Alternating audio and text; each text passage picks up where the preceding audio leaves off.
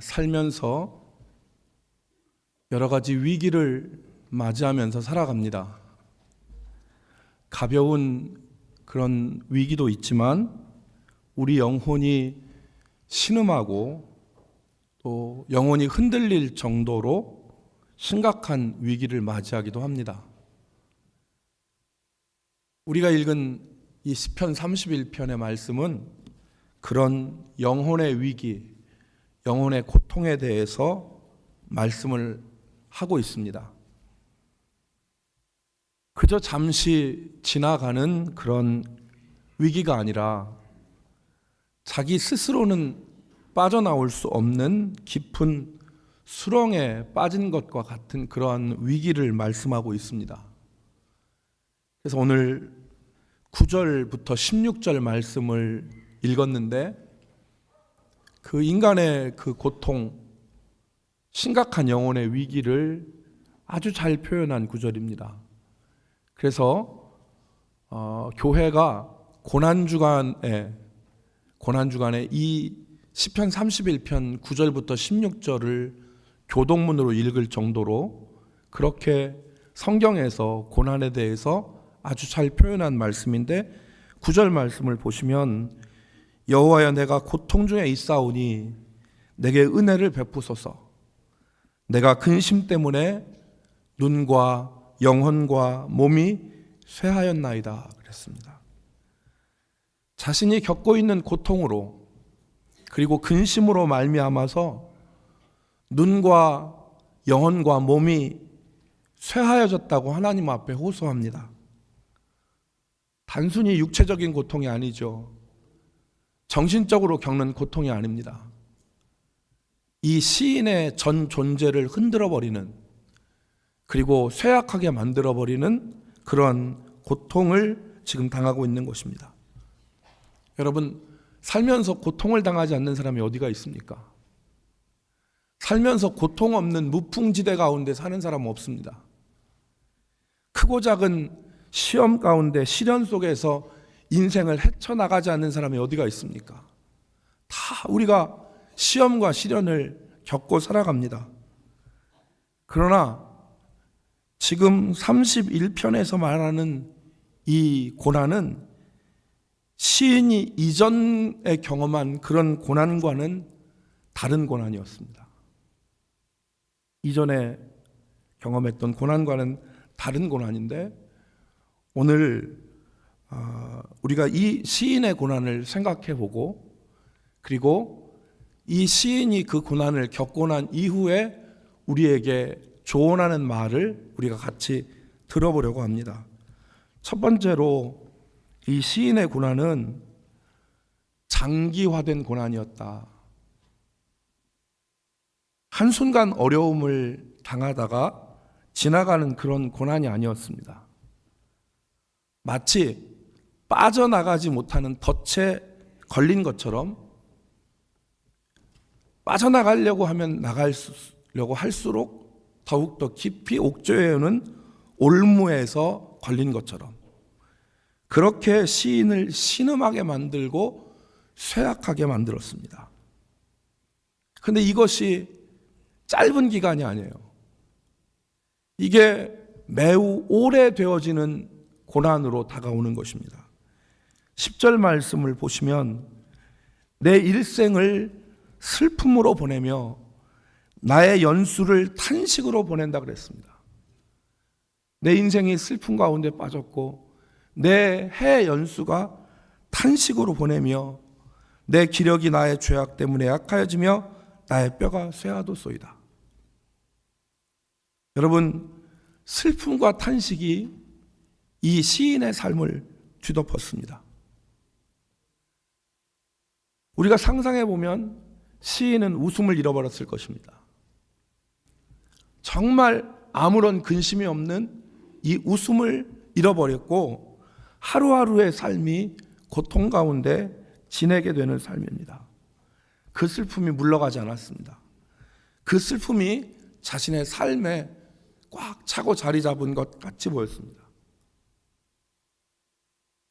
두 번째로 이 시인이 당한 고난은 욥의 고난과 같이 외로움의 고난이었습니다. 외로움의 고난. 이런 슬픔과 탄식 가운데서 동병상련의 마음을 나눌 사람이 있으면 좋겠는데 하나님은 그러한 자비를 허락하지 않으셨어요.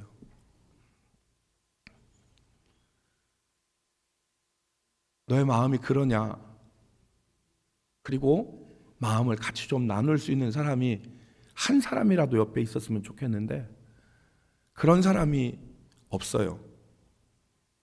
슬픔과 탄식으로 자기 몸조차 가눌 수 없는 그런 가운데 위로는커녕 뺨을 때리고 모욕을 합니다. 자기 자신을 주체할 수 없어요.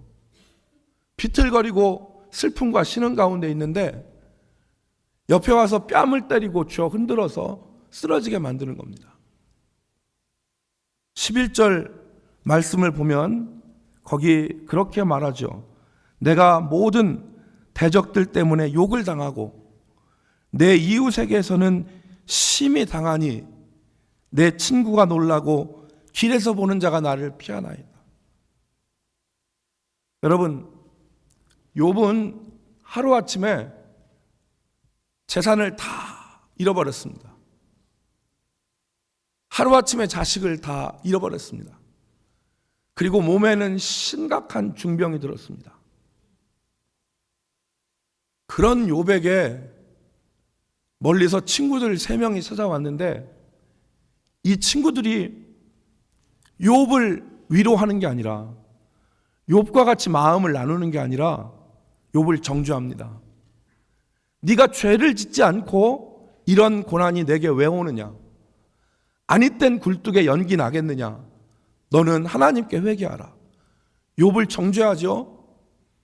욥의 아내는 하나님을 찾는 욥의 신앙을 비웃습니다. 차라리 하나님 저주하고 죽어라. 욥의 영혼은 기댈 데가 없었어요. 기댈 데가. 누구 하나 기댈 사람이 없는 외로움 속에 던져진 것입니다. 세 번째, 시인의 고난은 이 시편 31편을 다윗이 지었다고 그랬는데 시인으로 통일하겠습니다. 시인은 자신감을 잃어버린 완전한 절망으로 떨어졌습니다. 여러분, 사람이 무엇을 할 수 있다는 것은, 무엇을 할 수 있다고 생각하는 것은 대단히 중요해요. 왜냐하면 그 생각이 뭐라도 좀 하게 하거든. 그런데 아무것도 할 수 없다라고 하는 절망이 뒤덮으면 그때부터는 사람은 움직이지 못하죠. 자포자기의 상태가 되는 것입니다. 오늘 시인은 자기 자신을 깨진 그릇과 같다 그랬어요. 여러분, 그릇에 이가 빠지면 음식을 담지 않습니다. 근데 그릇이 깨졌어요. 그럼 기능을 다한 것입니다. 더 이상 아무것도 하지 못해요. 또 시인은 자기 자신을 깨진 그릇과 같다고 얘기할 뿐만 아니라 죽은 자와 같다 그랬어요. 죽은 자와 같이 잊혀진 사람이다. 살아있고 숨을 쉬면서 지금 생명은 이어가고 있지만 나는 죽은 사람과 다를 바가 없는 존재이다. 아무 기능, 아무 역할을 할 수 없는 존재라는 것이죠. 여러분, 우울증 환자들이 제일 힘든 때가 언제냐고 물어보니까 아침이래요. 아침에 일어나면 머리로는 그렇게 생각하는데 일어나야지. 그런데 몸이 바닥에 붙는답니다. 몸이 바닥에 붙어서 아무리 힘을 써도 못 일어난대요. 숨은 쉬고 있지만 살아있는 것이 아니죠. 시편 기자는 오늘 자신을 그렇게 생각했습니다. 나는 끝나버린 인생이다. 내 삶에는 더 이상 희망이라는 건 없다. 나는 깨진 그릇이요 죽은 자와 같은 사람이다. 12절 말씀해 보세요. 내가 잊어버린 바 됨이 죽은 자를 마음에 두지 아니함 같고 깨진 그릇 같으니이다. 그래서 13절에 자기를 비방하고 자기의 생명을 빼앗으려고 사람들이 대적할 때 아무것도 할 수 없었어요. 두려움에서 떨고 있었던 겁니다. 여러분,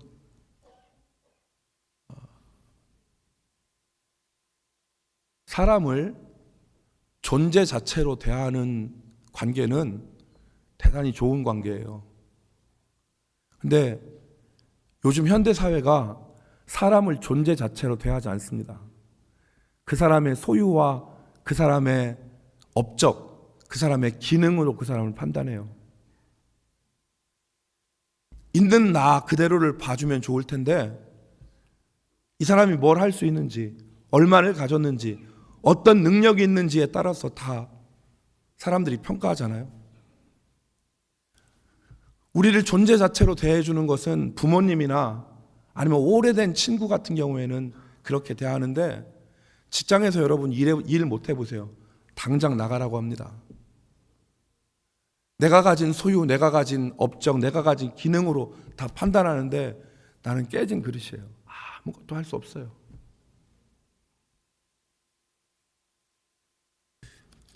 여러분, 그런데 마지막으로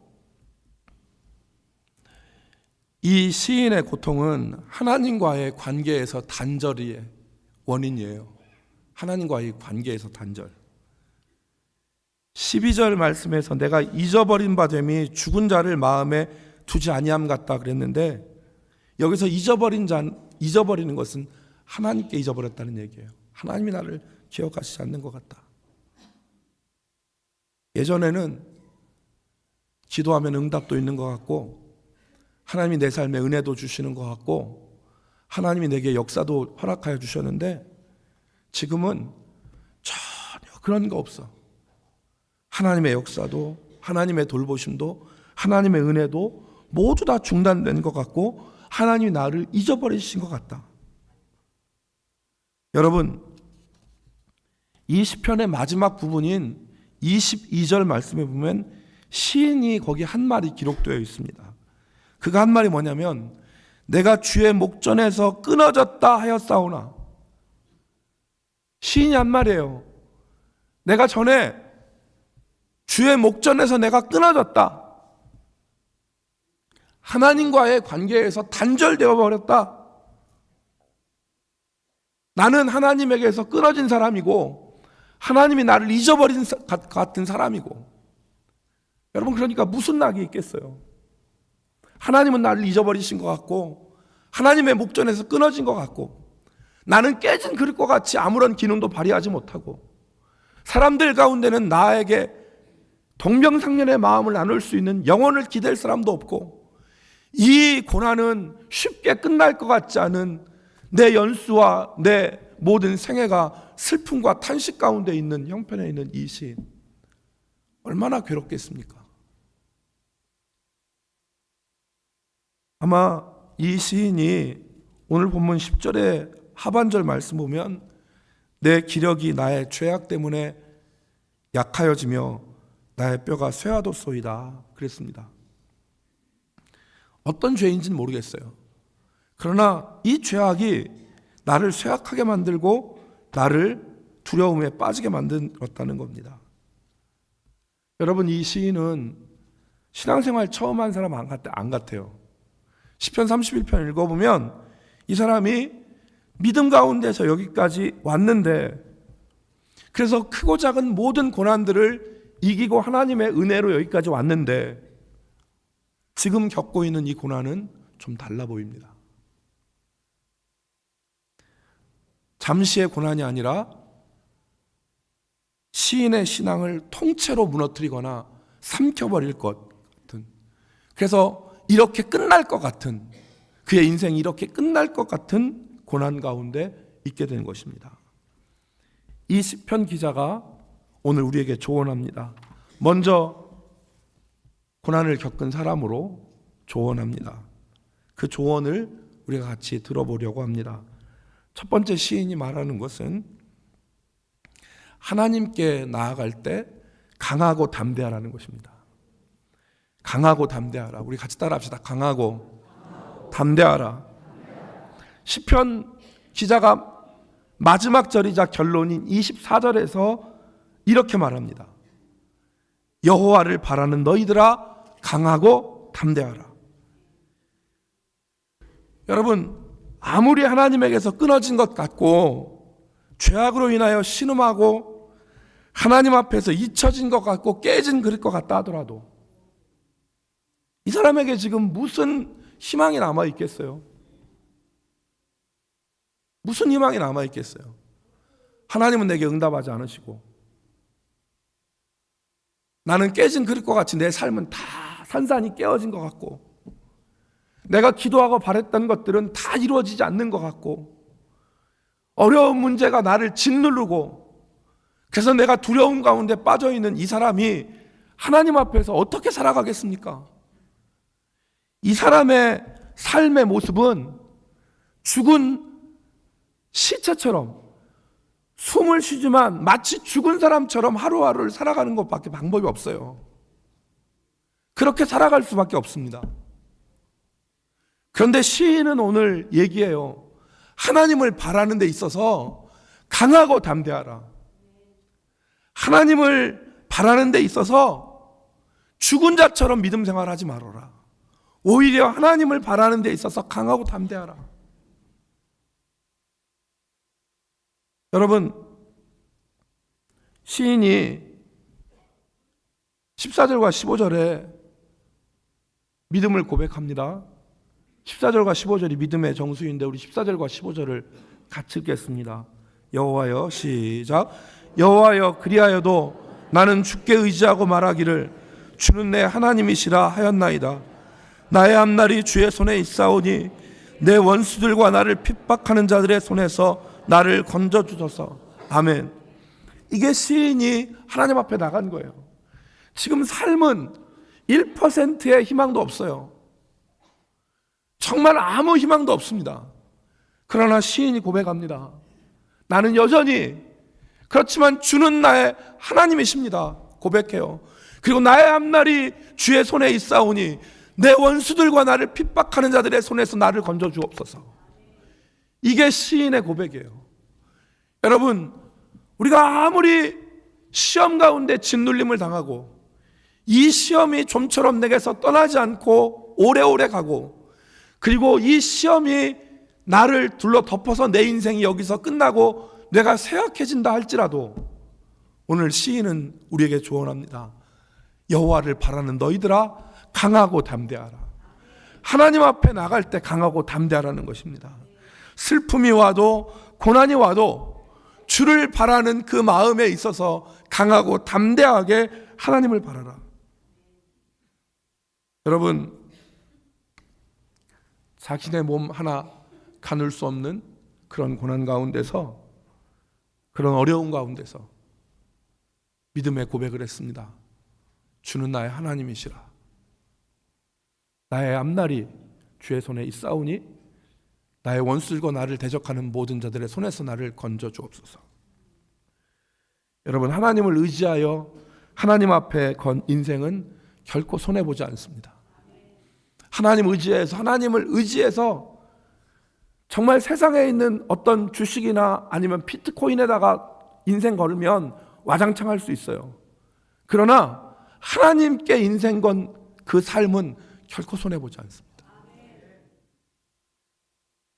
고난 중에도 주를 바라보고 고난 중에도 주께 나아가는데 마치 죽은 자와 같이 나가지 말고 용사와 같이 강하고 담대하게 주께 나가는 우리 성도들 되기를 주의 이름으로 축복합니다. 하나님이 책임져 주시죠. 여러분, 우리가 찬송가 부르는데 549장 내 주여 뜻대로 행하시옵소서라는 찬송 우리가 알지 않습니까? 이 찬송은 1704년에 벤자민 슈몰크라고 하는 목사님이 지은 찬송시입니다. 여러분, 이때 당시에 300년 전에 독일은 신교와 구교가 다퉜어요. 그래서 카톨릭 세력과 개신교 세력이 둘이 싸웠는데, 이 전쟁을 세계 역사에서는 30년 전쟁이라고 합니다. 피비린내 나는 전투가 독일 사회에서 벌어졌습니다. 그때 이 벤자민 슈몰크라고 하는 목사님이 개신교 이 한 지역에 목회를 했는데, 너무나 핍박 가운데 목회를 해서 고통스러운 가운데 30대 목사님이었는데 몸이 병이 들었어요. 그런데도 믿음으로 성도들을 돌보고 신방하는데, 어느 날 사모님하고 신방을 갔다 오니까 사택, 통나무로 지은 집 한 채에 있는 사택이 홀라당 다 탔어요. 그리고 그 가운데 2살, 4살 된 아들 둘이 그 잿더미 가운데서 둘이 껴안고 새까맣게 타 죽은 제가 그 오두막 불 가운데 있는 거예요. 목사님하고 사모님이 눈을 의심했죠. 어안이 벙벙해서 슬픔을 견딜 수가 없어요. 그래서 목사님 사모님이 아들 그 불탄 시신을 끌어안고 울면서 하나님 앞에 기도하잖아요. 그때 그 기도가 549장 내 주여 뜻대로 행하시옵소서. 여러분, 가사가 이렇습니다. 내 주여 뜻대로 행하시옵소서. 온몸과 영혼을 다 주께 드리니 이 세상 고락간 주 인도하시고 날 주관하셔서 뜻대로 하소서. 내 주여 뜻대로 행하시옵소서. 큰 근심 중에도 낙심케 마시고 주님도 때로는 울기도 하셨네. 날 주관하셔서 뜻대로 하소서. 내 주여 뜻대로 행하시옵소서. 내 모든 일들을 다 주께 맡기고 저 천성 향하여 고요히 가리니 살든지 죽든지 뜻대로 하소서. 이게 그 고난의 자리, 실망의 자리에서 하나님을 바라보고 드린 기도의 내용입니다.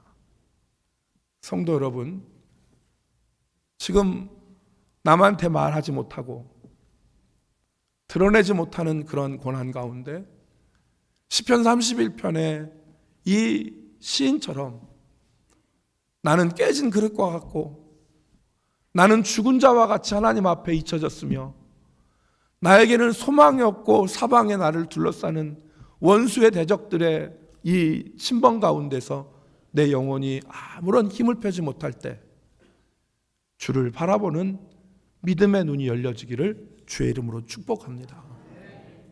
하나님을 향하여 강하고 담대하라. 두 번째는 오늘 이 시인이 우리에게 주시는 조언은 하나님의 놀라운 일을 기대하라는 것입니다. 하나님의 놀라운 일을, 하나님의 놀라운 사랑을 놓지 말라는 것입니다. 21절에서 시인이 고백합니다. 여호와를 찬송할지어다. 견고한 성에서 그의 놀라운 사랑을 내게 보이셨습니다. 하나님의 놀라운 사랑이 있다는 거예요. 그러니까 끝났다고 생각하지 말고, 그리고 여기가 다라고 생각하지 말고 놀라운 사랑으로 나를 인도하실 하나님을 바라보라는 얘기입니다. 여러분, 시인은 놀라움으로 말합니다. 여러분, 22절 말씀해 보니까 내가 놀라서 말하기를 주의 목전에서 끊어졌다 하였사오나 내가 주께 부르짖을 때에 주께서 나의 간구하는 소리를 들으셨나이다 그랬습니다. 무슨 말입니까? 내가 전에는 주의 목전에서 끊어졌다, 그렇게 실망해서 말했는데 놀라움으로 말한다는 겁니다. 무엇을 말합니까? 놀라움으로 말하는 것이 무엇이냐면 내가 주께 부르짖을 때에 주께서 나의 간구하는 소리를 들으셨나이다. 끝난 줄 알았는데, 다 무너진 줄 알았는데, 하나님이 역사하지 않으시는 줄 알았는데, 내가 주는 나의 하나님이시고 내 앞날이 주의 손에 있사오니 나의 원수와 나를 대적하는 자들의 손에서 나를 건져달라고 기도하였더니 주께서 내 부르짖는 소리를 들으시고 내 간구하는 소리를 들으신 그 사실을 인하여 놀랐다는 말입니다. 여러분, 이 놀라운 역사가 저와 여러분의 삶에 베풀어질 것입니다. 놀라운 일을 행하시는 하나님을 보시기를 바랍니다. 여러분, 작년에 저는 배호준 목사님이 심우하시는 광주 지산교회에 부흥성회를 갔다 왔습니다. 그런데 한 집사님이 점심 식사를 대접을 해요. 광주에 있는 유명한 한식당에, 한정식집에 가서 저하고 담임 목사님 식사를 사주시더라고요. 그래서 제가 그 식사를 같이 했어요. 그랬더니 이분이 제 또래 됐어요. 제 또래 됐는데 그분이 저한테 하시는 얘기가, 목사님, 저는 그 개인 사업을 합니다. 그래가지고 아, 그러시군요. 그랬더니 자기 가족들 쭉 얘기하고 뭐 이렇게 얘기를 해요. 근데 그분이 하시는 말씀이, 목사님, 저는 참 가난했어요. 그래서 자기 얘기를 하더라고요. 자기 아버지가 자기 중학교 때까지 아버지하고 산에 가서 나무를 해다가 팔았대요. 시장에다가. 그러니까 제가 가만히 이렇게 따져봤어요. 나무에다 팔 그런 시대였는가? 그랬더니 나무에다 팔 시대가 아니었어요. 그때는 나무에다 판다고 하는 거는 중학교 때 상상 못했죠. 그때 어떤 시대였냐면 삼성에서 나온 마이마이를 워크맨을 들고 다니면서 애들이 헤드폰을 끼고 다니면서 지내던 그 시대예요. 그런데 그 시대에 나무를 해다가 팔았다는 거예요. 그만큼 우리 집이 가난했습니다. 그러시더라고요. 아, 그러세요? 그랬더니, 그리고서 자기의 평생 기도 제목이 있었는데, 하나님, 왜 나는 이렇게 물질을 하나님 안 주세요? 하나님, 나한테 물질의 복을 주세요. 기도했대요. 근데 중학교, 고등학교 졸업하고 대학 졸업할 때까지 물질의 복을 안 주시더래요. 그리고 대학을 근근히 졸업했대요. 근데 광주 지산교회를 주일학교 때 나와서 지금까지 한 40여 년 동안을 주일학교에서 계속 다닌 집사님이었어요. 근데 그 집사님이 하시는 얘기가 뭐냐면, 목사님, 결혼을 해서 직장을 다녔는데도 월급이 부족해서 날마다 쪼들렸대요. 그래서 하나님이, 자기는 하나님이 내 기도 제목을 안 들어주시나 보다, 나는 물질하고는 상관없는 사람인가 보나, 이렇게 생각을 했대요. 예수 믿으면서 직장에서 빼먹을 것도 있었고 또 이렇게 할 것도 있었는데 그렇지 않았대요. 그러면서 고지곳대로 가난하게 살았는데 40살이 40대 후반이 되는 어느 날 자기가 다니는 회사 사장님이 자기를 부르시더래요. 아무개, 내가 지금까지 사업을 했는데 이제는 좀 사업을 나눠야 될 것 같아서, 그분이 다니던 직장이 그 주차 엘리베이터를 시공하는 회사였어요. 본인이, 제가 대전에서 봤다니까 둔산동에도 많이 와서 공사를 했대요. 그래서 엘리베이터 시공하는 업체인데 내가 지사를 좀 내려고 하는데 네가 전남 광주 지사를 해라. 그래서 그 사장님이 전남 광주 지사를 띄워줬대요. 그래서 자기가 그 사업을 한대요. 근데 그 이후로 자기 사업을 하니까 돈이 자기가 생각한 것 외로 많이 벌리더래요. 그래서 지금은 돈 걱정 안 하고 삽니다, 목사님. 그러면서 저한테 얘기를 하더라고요. 하나님이 자기는 생각지도 않은 방법을 통해서 자기 삶에 역사하시고 자기에게 은혜를 베풀어 주셨다, 간증을 하더라고요. 제가 그분 점심 식사를 대접받으면서 마음이 너무 편했어요. 너무 마음이 흐뭇했어요.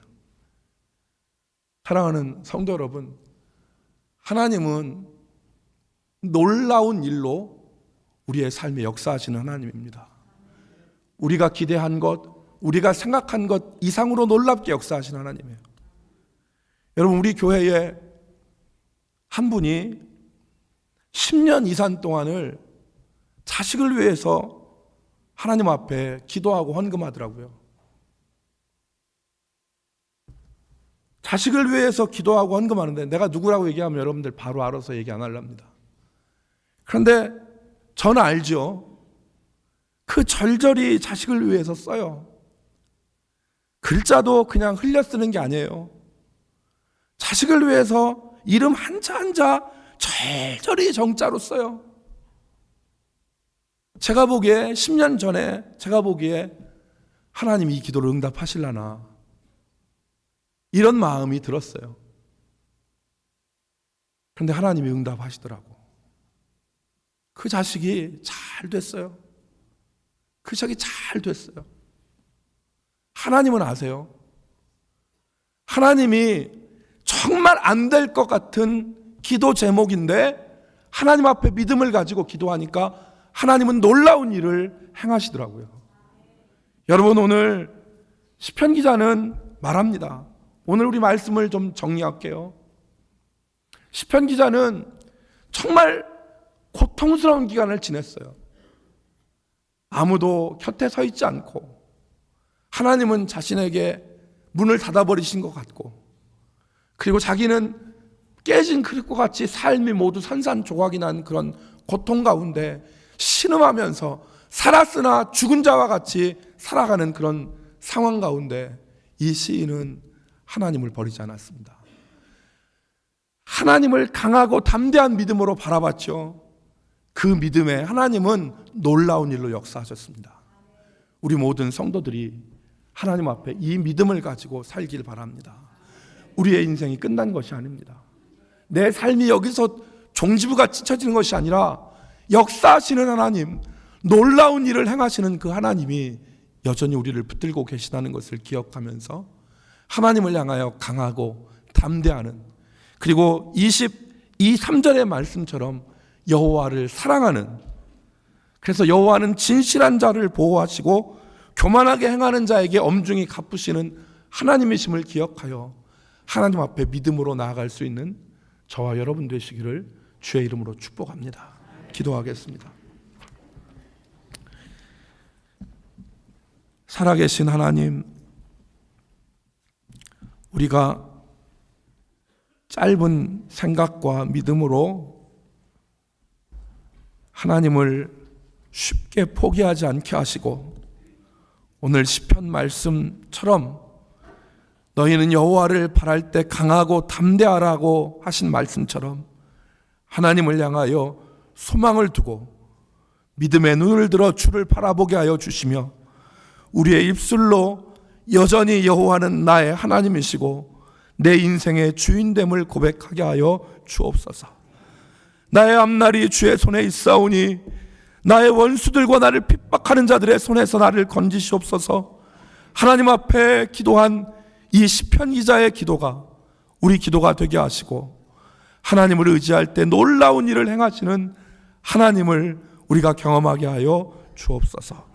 예수님의 이름으로 기도 올리옵나이다. 아멘.